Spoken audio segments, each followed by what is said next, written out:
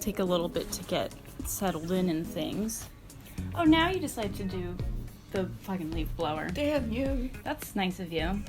I don't know why I'm warm today. Leaves gotta get blown. Also, it's like 60 something out. Yeah, that's true.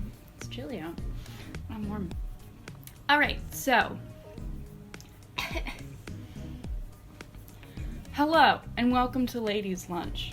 Big thanks to Wikipedia, History.com, and Maggie Gallagher, and the New York Times podcast that I listen to for helping make today's episode. Today I'm joined by Natasha. Hello. Natasha's waving to me, but not to you. It's double hand wave. Double hand. Natasha, tell us about yourself. I am a student. I am a female, hence the lady lunch. Yeah. I enjoy movies and baking. I'm currently studying communications, film, and theater. Wow. So I will not have any job prospects when I graduate. I love that for you. I was talking to Hannah, and she was like, yeah, I'm getting my psych degree, but, like, theater will be my backup. I'm like, wait. That's funny. Yes, the very stable career. Yeah, in case the stable career doesn't work out, we'll go into theater. I'll have this artistic outlet as my backup. Perfect. I feel that. That's why I'm minoring in, like, creative stuff and then majoring in, like, serious stuff, so that way, like, I have the skills if I wanted to do something more fun. Yeah, I figured, like, worst case scenario, I can always go into, like, PR, because that's a lot of what communications is just learning how to talk and write effectively. Yeah. And then also with the film major, I have some production work, but I also have some crit work, so I'm able to, like, analyze. Would you like to be PR for, like, an actor or something? No, I think ideally I would want to work in theater, but... Yeah. Like... I think being a production assistant, I would like to be an editor, like film editor, I think would be fun, or like an assistant editor or something along Do you like editing? I do like editing. That's wild. I hate it. I don't know. I don't like producing because I find then there's a lot more pressure on like actually creating the content rather than just ordering it. Because if the person has a vision, I can work with that vision. As producer of Ladies' Lunch, I can definitely chime in here and say, yeah, producing's really hard, especially with COVID right now. I've been trying to mobilize, like, the other show that I work on, and they are just not in that headspace, and that's, like, totally valid. Content's just hard to produce. And hopefully next semester we can get together and do something more. Kitty, do you want to sit with us? She doesn't like to sit on the actual blanket. She likes to sit on the fitted sheet. That's why it's all hairy. You're such a weirdo.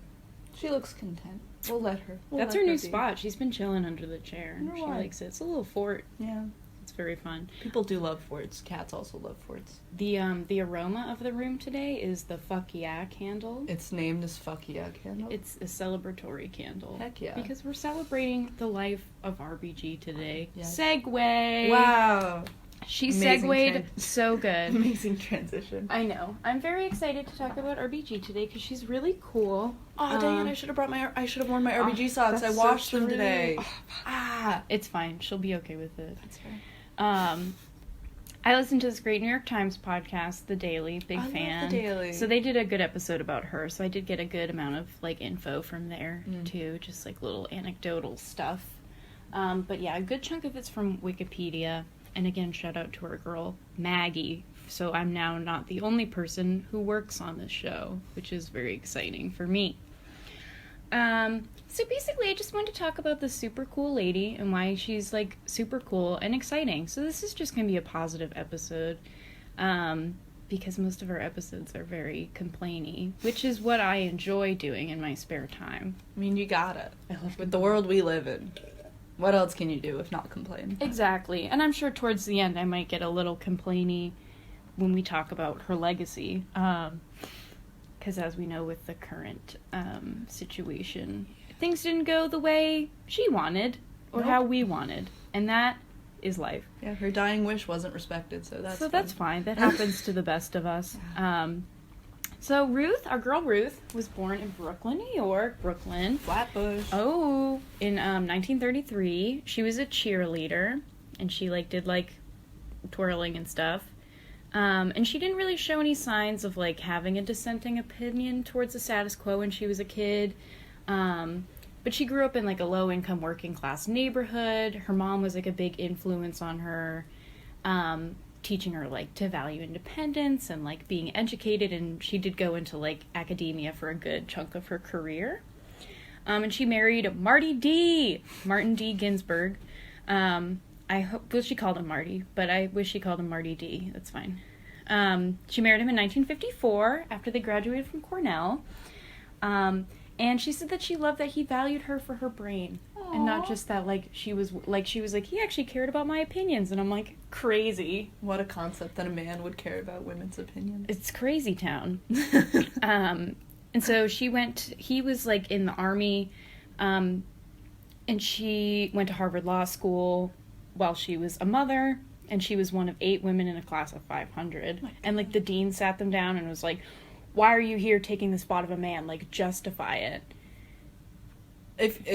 Dear listeners, my jaw is now on the floor because of the idiocy of that statement from that man. And, like, she said in response, she was like, my husband's a lawyer, and, like, I want to help him and understand, like, what his career is and stuff, which I was kind of like, I wish she was like, I just want to be a badass. I think at the time that's an appropriate response without alienating him and making him afraid of her intelligence. It's making an approachable way for a man to understand why a woman would want education. Yeah. I think if she had been asked again now, I think she would have a completely different answer. Or, I don't know. Yeah. It's all she speculation. was very cognizant of, like, where we were as a society and what she could accomplish. And when we talk about, like, her litigation, like, that really comes to light. So then she transferred to Columbia Law School, and graduated first in her class in 1959. So she's a very smart lady. She went into, like, academia initially. She did try to get a job, like, in the courts system as, like, a G5. I forget what that means. It's, like, a certain level, and she was, like, totally at that level, but they were, like, she was like, oh, I am pregnant, and they were like, no. Oh, there's a huge discrimination against pregnant women in, like, the workforce, also on, like, television, because they couldn't show pregnant women. Like, they would make them stay in schools or, like, boarding houses, or, like, disappear for a couple months and then have the kid and then come back. When my grandma was pregnant, she got fired from her job because of it, and it was a big bummer. So she went to our friend's favorite place. She traveled to Sweden. And she went to Sweden, and she was like, oh my god, why do they have their shit together? Because it's a small country. True. But she was shocked because she saw she was in a court proceeding, and the judge was 8 months pregnant. And that was, like, unheard of in the United States. And it really made her, like, rethink, like, all that stuff. And being like, well, why is it this way here, and why can't it be this way in the U.S.? So after returning, she co-founded the Women's Rights Project at the ACLU, and she participated in more than 300 gender discrimination cases within, like, her first 2 years. And she even argued 6 of those cases before the Supreme Court, which was all men, and she won 5 of them, which was very impressive, because she was very smart about how she went about litigating. She had a little game plan, I think. So she... rather than, like, asking the court to, like, end all gender discrimination, because that's crazy, she would take aim at, like, specific discriminatory statutes based, like, biased against men rather than women, because they were like, well, men should have the rights. So then she would make her cases about gender discrimination, like, if a man cannot be discriminating against gender, a woman shouldn't be. So once she had established all of these cases, she could then cite them and be like, well, in this case that I argued, this happened, so we should do it for the women. It was very smart. And she wrote the brief for Reed versus Reed in 1971, in which the Supreme Court extended the protections of the Equal Protection Clause of the 14th Amendment to accommodate women, which was a very big deal. And, like, everyone really credits her with her body of work making, like, significant legal advances for women, which is very impressive. Sorry for all this legal jargon, friends. I'm not going to talk about the specific cases as much. But, like, one example was, like, she challenged a statute that made it more difficult for a female service member to get, like, an increased housing allowance for her husband than for a male service member seeking the same allowance.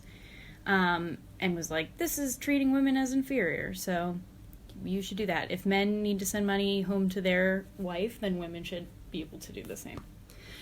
And she was nominated by President Jimmy Carter. Ooh. Jimmy C., our peanut boy. Peanut farmer Carter. That was in 1980, and so she was on the D.C. Circuit Appeals Court. And surprisingly, she earned a reputation as a moderate, and she would actually agree with the conservative, Supreme Court justices more, which was something that really surprised me, because she's, this liberal icon, and then to hear that she had, this reputation for being very moderate was, interesting to me.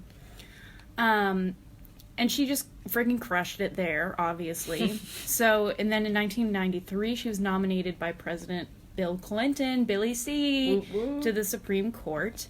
And he was, initially nervous about nominating her because of her critical opinion of Roe v. Wade. Surprisingly, she wasn't fully in support of Roe v. Wade, and a lot of people were like, she's not a real feminist, and we don't like her, and blah, blah, blah, so he was really, hesitant to put her on the court. Basically, she had said that it's wrong for the court to make, every abortion restriction unconstitutional because, the country culture wasn't really ready for it, and she also believed that, if states had made individual legislations, it would have made it stronger and safer. Because as we see today, there was a court case, I think it was 2013, and that determined, states can restrict abortion as long as there aren't substantial obstacles. So, But that's such, subjective. It's really vague, and that's caused, clinics to be reduced or them to shut them down by being oh, well, the hallways aren't wide enough, so this is clearly an unsafe environment for women and should no longer be a clinic. So, close it down. So they found all these, sneaky back ways because of, the federal, view that they put in place has, made them be well, now we have to be real sneaky. And I don't like that. That's a real bummer. So I'm with her on that one. She was the second female and the first Jewish female justice of the Supreme Court when she was confirmed with a vote of 97-3, which, when has that happened recently? And so, yeah, she was definitely just known as a justice who would build on precedent rather than just, push the Constitution where she wanted it to go. So she'd be look at all the cases that have previously been ruled on, let's focus on those, instead of, rewriting the Constitution. So that was kind of, her legal thing. She was cute. She was buds with, our girl Sandra Dee. And, they kind of, piggybacked off of each other in, the litigations that they had. So, yeah, in 2002, she was inducted into the National Women's Hall of Fame. She was named one of the 100 most powerful women in 2009. And one of Glamour magazine's Women of the Year in 2012. And Time magazine's 100 most influential people in 2015. So she has, quite an outstanding legacy, and she's done a lot, obviously, for women. In the work that she did, she died, unfortunately, September 8th, 2020 of this year. So we're, doing this a couple months out because life is chaotic. But yeah, I just think it's important that we do reflect on a justice like this that did do a lot for women and be thankful for that. She was also, again, she was the first the longest serving judge of Jewish heritage. So she was raised in a Jewish family, and her morals were definitely shaped by it, even though many people claimed that she had abandoned her religion just because it wouldn't come up in court a lot, which it doesn't have a place there. So I understand why she wouldn't bring it up. But she had said that she had stopped feeling connected to Jewish ritual when she was in her teens because at one point, the absence of a minyan, a group of men that, supervised prayer at her mother's shiva prevented them from prayer. I think it's shiva. It might be shiva. I don't know. I apologize. I think it's shiva. Yeah. So it prevented them from praying. And so she was that's kind of not cool. There has to be men here for us to pray. Yeah. So, she had, issues with things like that. But she raised her kids. She sent them to, Hebrew school and stuff. And she worked for many Jewish law organizations to help stop discrimination, and also spent a lot of time on like projects that were like Holocaust remembrance projects.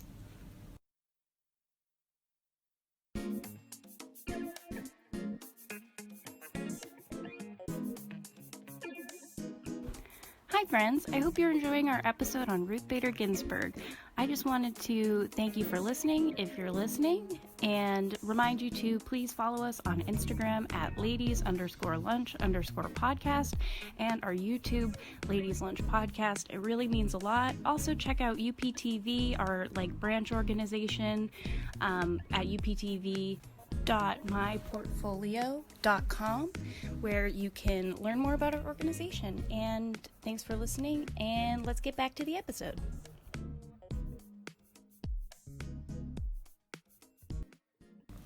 So she was a pretty cool, exciting lady. But what surprised you? About just about what our little my little Wikipedia deep dive here. I think what surprised me is, I don't know, I was pretty well aware of the fact that she wasn't necessarily super liberal often. I think that was a bit surprising when I first learned that, because her stance now is very, or it was, I should say, very kind of liberal in the sense of rights for many. Very, like, progressive. Yeah, very progressive, very not thinking of the Constitution as a very confined document, but it's a living document that should be interpreted along with the, like, present context, which differs a lot from other judges. Yeah, like, listening to, like, all the Amy Coney Barrett stuff, she's very, like, this is the Constitution, and we should follow it. Yeah. And, like, not... I do agree that, like, it's not the job of the Supreme Court to necessarily, like, write laws and stuff. That's what the legislative body is for. They're supposed to just rule on the cases that they have with, like, the info that they have. But I do think it's important that, like, especially with, like, the Equal Rights Amendment not being a thing that we have, the fact that, like, she had to fight to have the Equal Protection Clause, like, extend to women was very important. Yeah. I think also in terms of what she was trying to do for law, I think it goes both ways in terms of you can't write legislature from the Supreme Court. Like, people are trying to do that now on the conservative side, and it's like, you can't do that, you have to interpret the law. But she was a cool lady. Yeah. I wish I knew her personally. I know. Yeah, she seemed really cool. Yeah, and what's disappointing, as we said at the top, is that, you know, she had said, like, one of her dying words were, like, let's wait till after the election to get a new Supreme Court justice on the court. Because I think the country's focus really should have been on the election and not on squeezing in another justice. Not to mention that, like, when this happened in 2016, like, they blocked Obama from doing it, but then they were like, and this should be a precedent, blah, blah, and then they just, like, completely disregarded. Well, yeah, they're hypocrites, so it's fine. It's fucking fine. I'm fine with it. Whatever. But what is frustrating is, like, the choosing of Amy Coney Barrett in particular is, like, she's the ideological, like, opposite of Ruth Bader Ginsburg, but she's still women. And that's what's, like, really frustrating with, like, what Trump was doing, where, like, was it Clarence Thomas? Yeah. Was replaced with someone, or he replaced someone with Clarence Thomas? I think, yeah, no, he replaced Kavanaugh I think Kavanaugh is the new guy, right? Correct? Yeah, he did, I think he replaced another guy, too. What's his name? It starts with an Roberts? Was it Scalia? Scalia. I thought Scalia died, and then he got replaced. Because Clarence Thomas died earlier, and then it was Scalia. Yeah. I believe. Yeah. Might need to check up on this. BRB. Yeah. Check. Googling, because I lack knowledge. Anthony Scalia. President Barack Obama nominated, blah, blah, blah. I don't know if that's correct. Okay, Neil Gorsuch. Neil Gorsuch? Succeeded, Scalia. It was confirmed Friday at the U.S. Supreme Court, placing your answer in Scalia.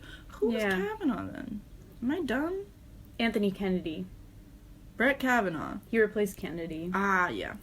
God, he was the rapist. Yeah. Confirmed. Yeah.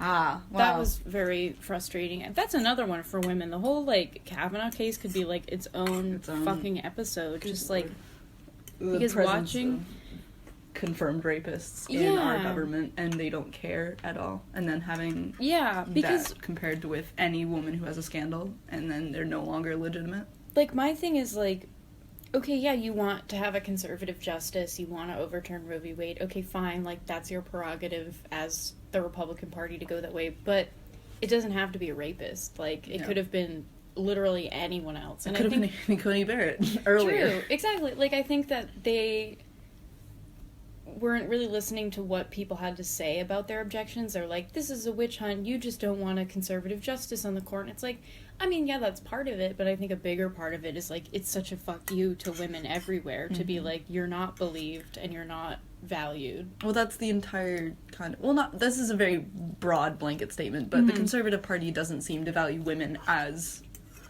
a population, because given their policies, it seems like they don't very restrictive, care about women's health, women's economic stature at all. It's so frustrating listening to these old white men, like, talk about abortion when it's like, why do you care? It's not your issue. Are you, like, knocking up chicks left and right? Disagree. Don't think that's the case, bud. Trying to finish my pasta. We're actually eating lunch on ladies' lunch today. Wow. Consuming meals. I know. I haven't done that on the podcast in a while because, you know, eating while podcasting isn't good etiquette. But it's the name of the podcast, so we're here. So it's an apt title. Oh. Sleepy Kitty Stretch. So good. Oh, she stretch.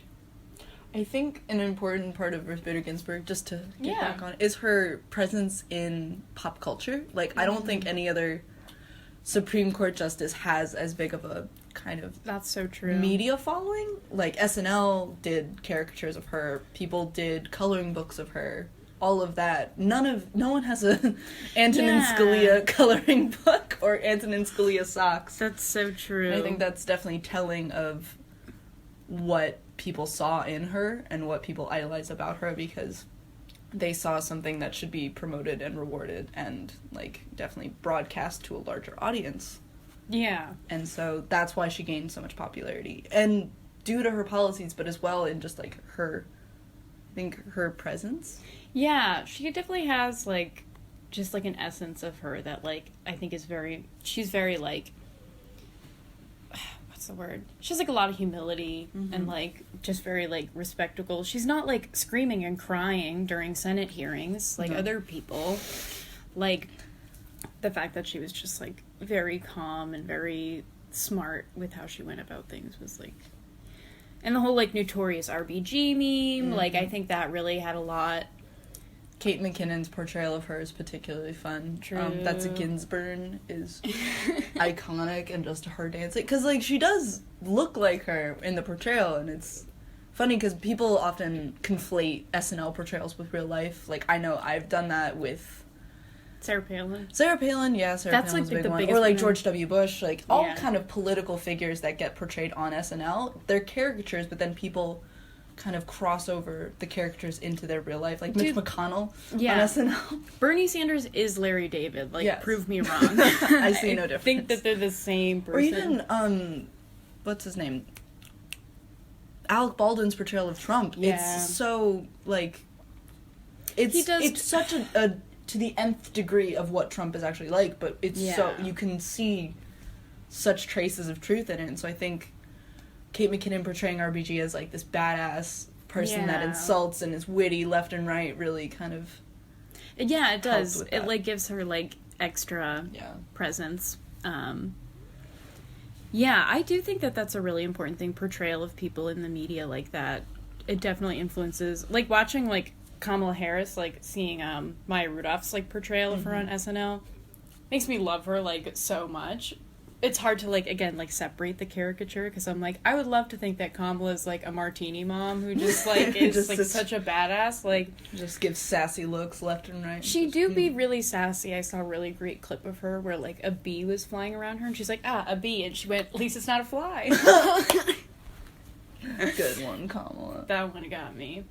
She has her past that I like, and I disagree with, like, her stuff, but I do think that this is, like, a good direction. And, like, when I listen to, not to get off topic, when I listened to her speech, like, on Saturday, like, I was crying. She started talking about women, and, like, I just, like, lost my shit. I think this is what people, they tend to harp on negatives and the minutia of what people do in government. Like, RBG has had policies that she's signed off on and been in the majority of that aren't necessarily the most progressive. But you can't delve into every little thing that someone's done, because if someone's in a position in government, bad things are going to happen. That's the way the U.S. government is structured. But if you look at the overall persona of what they're doing and, like, how they're addressing office, like, Kamala Harris it's not had the best reputation, like, not the best history in politics with policy. Yeah. But she's having a positive force for women and young girls, especially. Yeah. Who can see that she is in a position of power and she's being respectful and, like, conducting herself in a very elegant and proper way, and they're like, oh my god, we can do that. Like, what Amy Coney Barrett is doing, I think, and just as a crossover of, like, women in the spotlight right now, Amy Coney Barrett isn't being a force of good for women. She's not saying that, like, I guess she is being like, I'm a woman in the Supreme Court, but it's not like she's using her power to further women's rights. Yeah. And it's like, you know, at a certain point, like, is it your responsibility to always be a representative of your gender and always push those policies, like, if that's not your top priority? Technically, no. But I think the situation that we're in with the country is, like, if you are a woman in power right now, you need to set that example, and you need to be good to show all the other people that don't believe those things that they're wrong. And I think it's kind of, in my opinion, it's, like, very wasteful to not take advantage of your position like that. Like, she's gonna do what she's gonna do. Yeah.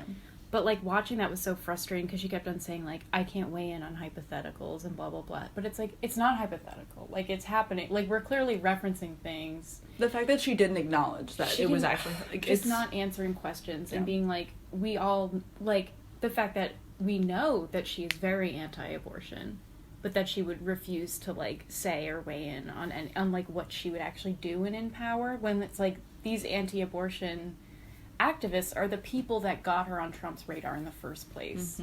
I listened to, like, another daily podcast where they interviewed this, like, very anti-abortion woman who talked about, he basically said, like, how does it feel to have, like, all your dreams come true, essentially. And she was like, well, it feels great. We've been fighting for a really long time. Oh my God. It's just frustrating. I try to have empathy for the other side of political debates and, like, try to understand why they feel that way. But for me personally, how can you not look at what you're doing and go, because what they're doing is trying to maintain the status quo of, like, the 50s, that is regressive by definition. And not that all regressive things are bad, but most of them are. And it like, inhibits, like, progress from happening. I think it's also the hypocrisy of their ways of thinking and the policies they're trying to enact, because just in terms of, like, people that are anti-abortion are always pro-life, but then they do nothing to further, like, anti-death penalty stuff, or like making sure that, like, when the children are actually born, they're taken care of. They don't care about them once they're born. They don't give two hoots. Yeah, and, like, what frustrates me is, like, they call themselves pro-life, but they're negatively impacting the life of the woman who has to give birth. And it's like, that's not pro-life. That's pro, like, baby lives. It's pro-controlling women's bodies is what they essentially are. They don't... Great Kamala clip, again, when she was questioning Kavanaugh. She's like, can you name any legislation that, like, regulates men's body? And he was like, no. It's just, like, it's very frustrating. But, like, for me personally, like, I grew up very Christian. My parents are still, like, very devout and stuff.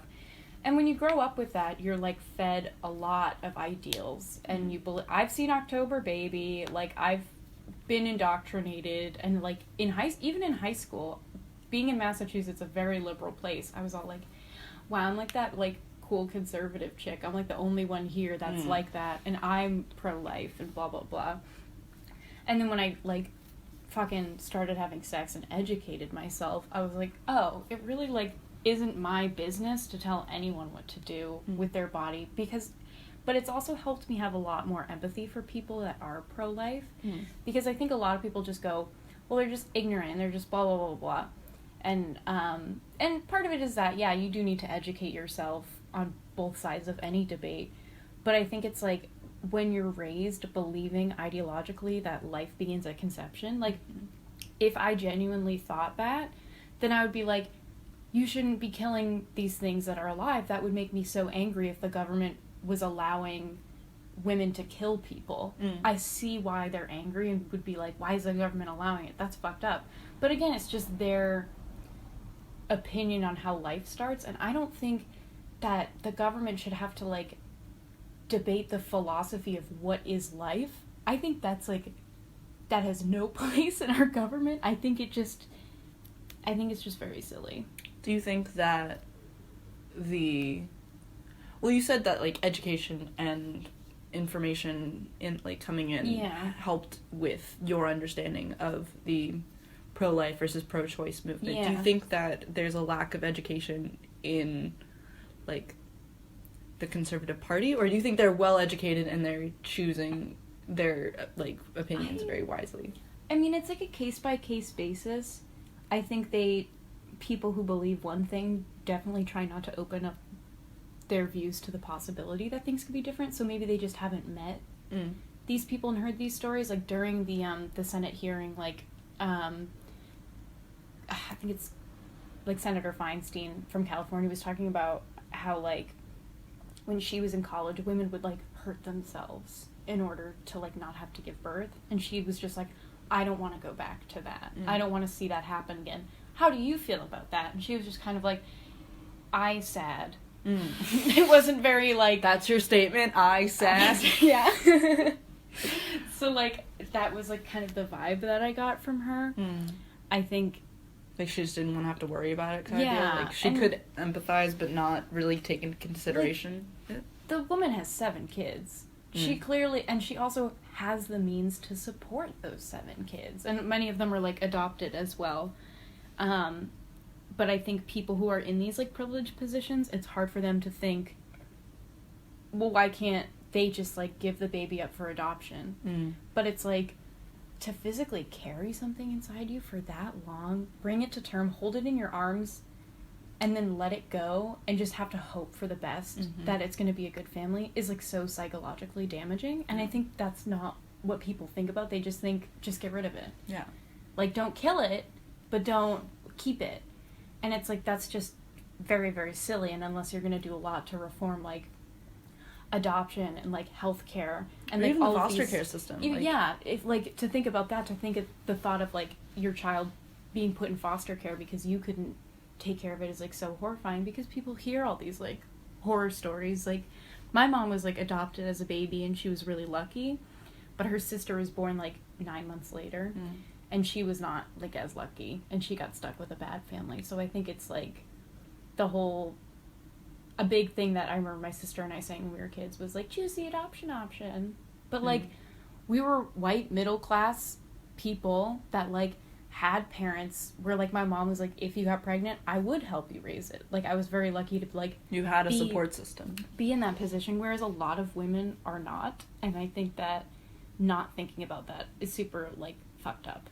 Just to be like, but you could just do this instead. It's murder. It's disgusting. And it's like... It's definitely it's simplifying the issue rather than looking at all the nuances and kind of factors that go into a decision like that. Yeah. And I think, like, a big part of the abortion debate that, like, we see more and more is that, like, people think of, like, the gray areas. They go, like, I don't want to outlaw all abortion.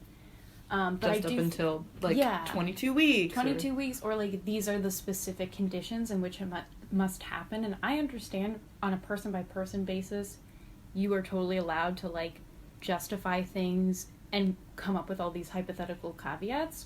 But when it comes to real-life legislation, it's so easy to fuck women over if you do that. If it's, like, you have to prove that you were raped in order to get an abortion, if you can't do that in, like, a sexual assault case, how are you supposed to do that to, like, a doctor? Exactly. I think, it's like people just don't fully think out these problems, and that's why it's very important to have these discussions with people on the other side. I don't know. it's hard talking. All of our friends are very, very liberal people. Yes. Even my boyfriend has said a few times, he's like, I don't know, I hear some pretty crazy far left shit with you guys. And I'm like, what? He's like, just very anti-capitalist. I'm like, no, that's just the truth, first of all. I mean, yeah, capitalism is... bad.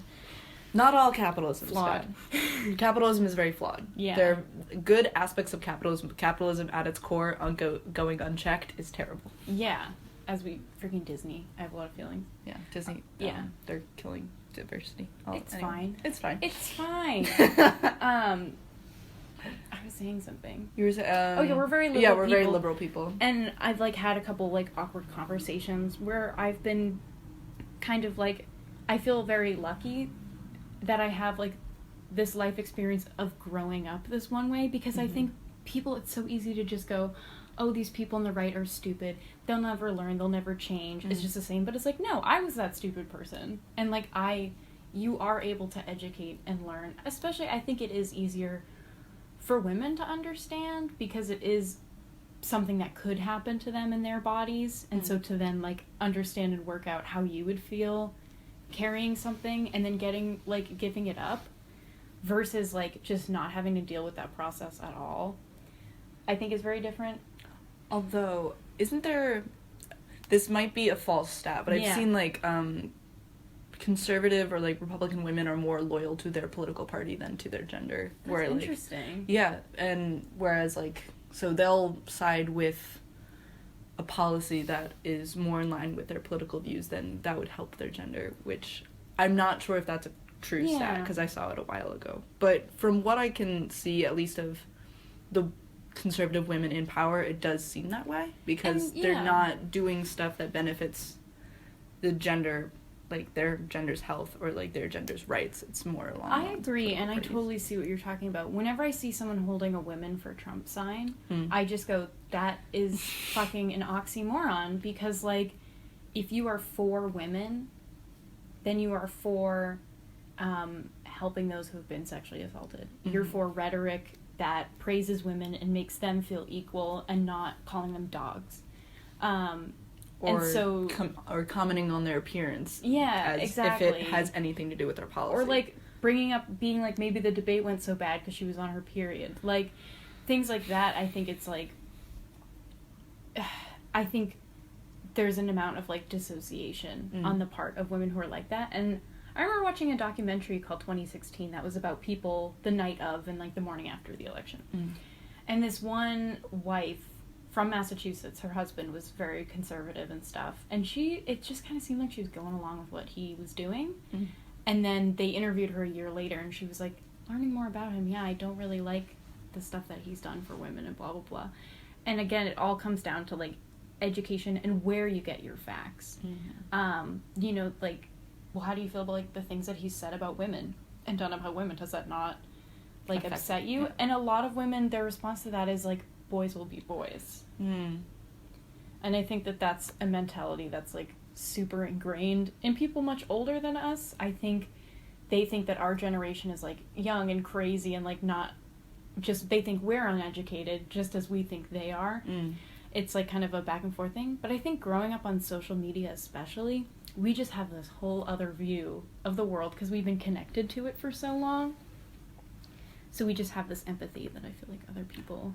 I think it's also there's a degree of awareness that we have about social media and the way that it can influence the way we see politics and the way we get information, because not all of us are savvy, but I think we are able to be savvier about what is kind of false news rather than the older generation, which might see a fact and take it at face value, even though they were the ones telling us don't believe everything you read on the internet when we were kids. But the movie, or there's a documentary, I forget what it's called. Social Dilemma? Yeah, that one. Oh, fuck. And how it talks about people about just, like, getting in a loop of, basically... The echo chamber. Yeah, the echo chamber of just, like, seeing things you believe, and then you get more and more radical, and I think that has a lot to do with it. And I have made not a conscious effort, but I've been more aware of the fact that I'm getting a lot of information from things that I already agree with and not getting a lot of things from the other side. I've stopped reading, like, CNN stuff. Yeah. I tried reading a Fox News article once and I almost vomited. Because I think my thing is with, like,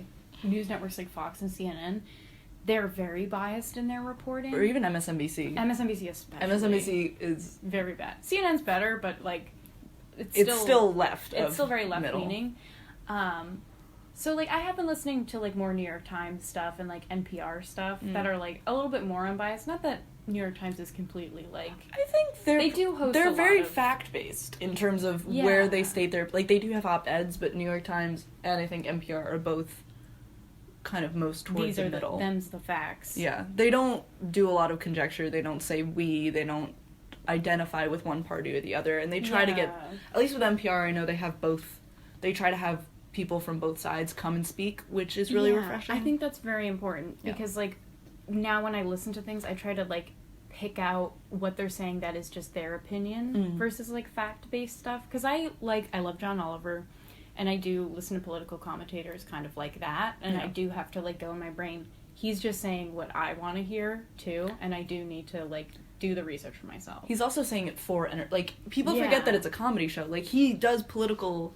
news and stuff, but he makes jokes out of it, so he's not just gonna say stuff that is boring, not funny, because he's gonna say stuff that can get shock value and can get media attention, and that viewers will like. It's easy to, like, handpick, like, the absurd stories. He cherry picks stuff that people are gonna want to hear. He's not gonna report on, I don't know, like I don't know, something that didn't Trump do something with, like, like Israel and... Yeah, he did stuff with that. He's done good things, but I feel like people don't... He's done maybe a handful of... He's done some mediocre stuff. He's done some bare minimum stuff that no one talks about because he's done so many more outlandish things. And I do think it is important to make that distinction, to be like, well, even though he has done, like, normal president things, the amount of non-president things that he's done, I think, greatly outweighs that. But it's also, like...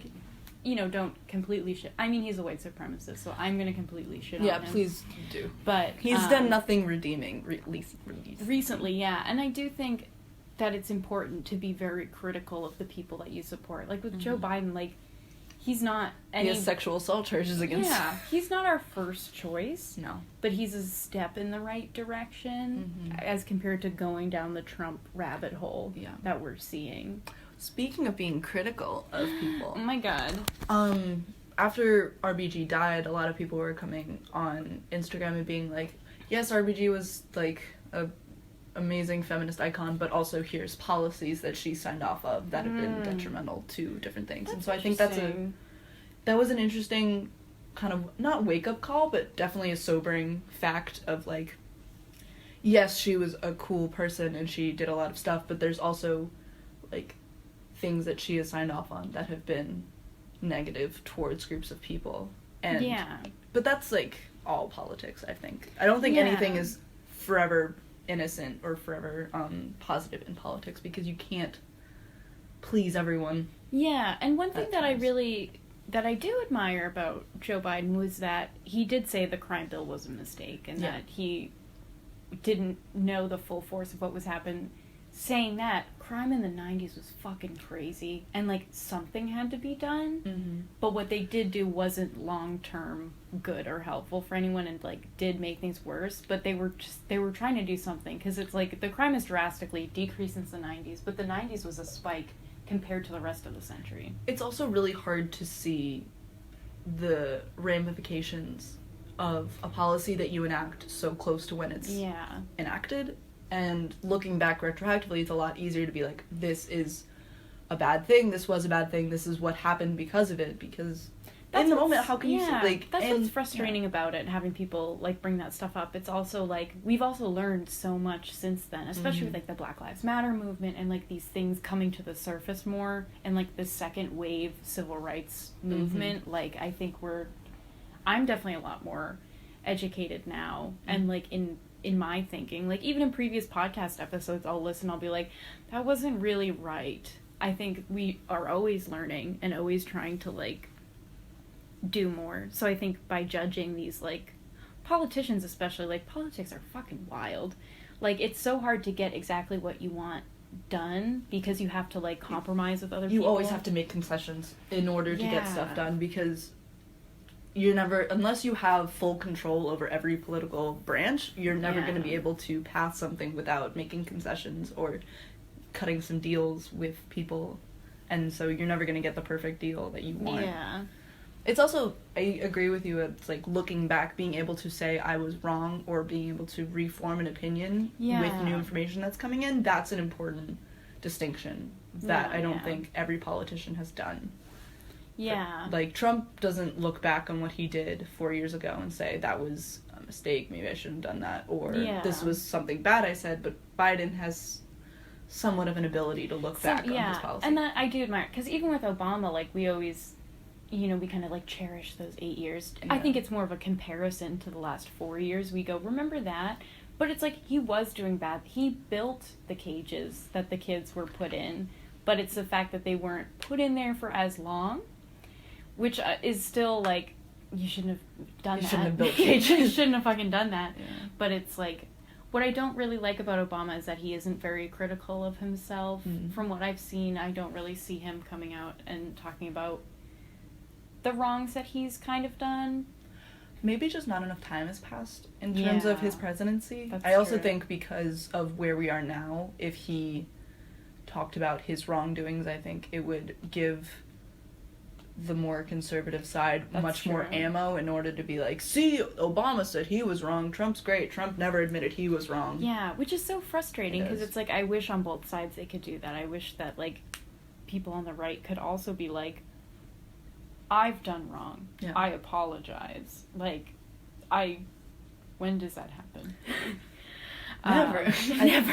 It's also, in terms of the presidency, I think people look at what the president does with it's a rose-colored glasses scenario where everyone thinks it's such an easy job, but the amount of kind of day-to-day shit you have to just violation of human rights that sometimes happens because of what you do in the presidency. Like, that would be so much stress. I hate that.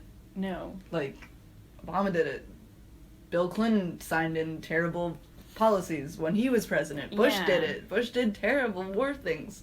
Well, and it might have been his vice president, Dick Cheney, but... Dick Cheney. Yeah, it's just...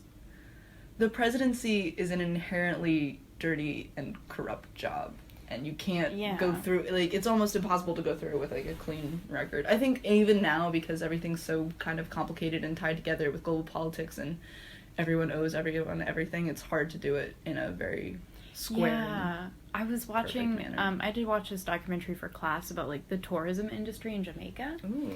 And how, like, the U.S. fucked them over so hard. And it was, like, such a bummer to watch, because there's, like, interspersed clips of, like, people at sandals, and then it's, like, also people, like, living in poverty on the street. Like, because, like, these companies would, like, come and set up factories and be like, look, jobs, you can all have jobs now, right? But they're, like, paying them next to nothing. And then when they're like, hey, we would kind of like to make a little bit more, they shipped in, like, 500 people from China to work at the factory. Instead of the people fucking living in the country next to the factory. Like, it's just, like, little things like that. And, like, how because the U.S. is very ethnocentric and looks at other countries and goes, like, how do we build them to be like our country, when it's like, no, every country is different. That's, like, why there are different countries, because we don't all... Capitalism doesn't work for everyone. Having, like, building all this structure in a certain way, not all land is built that way. Like, not all spaces or cultures are... I think that you should let them go in the direction that they want to go as a nation, instead of, like, enforcing your ideas and values on them. Also, fuck Chiquita Bananas. Yeah. Also, fuck Dole. Dole! Freaking Bob Dole over here. Goddamn. Goddamn Dole. Well, on that note of goddamn Dole, thank you for joining us on Ladies' Lunch today. If you've joined us, we've had some rants, we've had some goofs, some gaffs, some laughs, and some education about our girl RBG. Do you have anything to plug? No, but listen to this podcast. Fuck, let's plug this podcast. Let's plug this podcast on the podcast. Also plugging the UPTV website that Gina worked very hard on. If you have any questions, please check that out. And you'll probably be hearing from me next spring. All right, bye.